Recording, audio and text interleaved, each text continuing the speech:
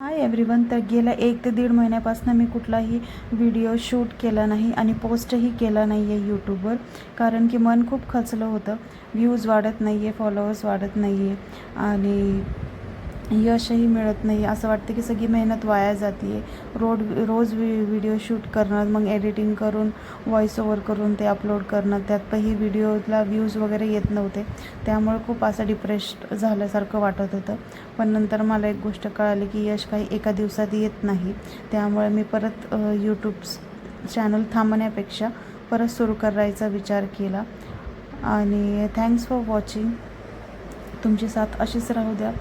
आणि अजून एक गोष्ट मला सांगायची होती इथे, की गेल्या महिन्यात आमचे आजोबा जे आहेत, पिल्लूचे पणजोबा आणि आमचे आजोबा ते एक्सपायर झाले होते.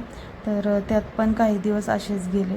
ते अचानक एक्सपायर झाले होते. वय तर झालं होतं त्यांचं 85 वगैरे होतं, पण एका झटक्यात त्यांना हार्ट अटॅक आला आणि ते एक्सपायर झाले.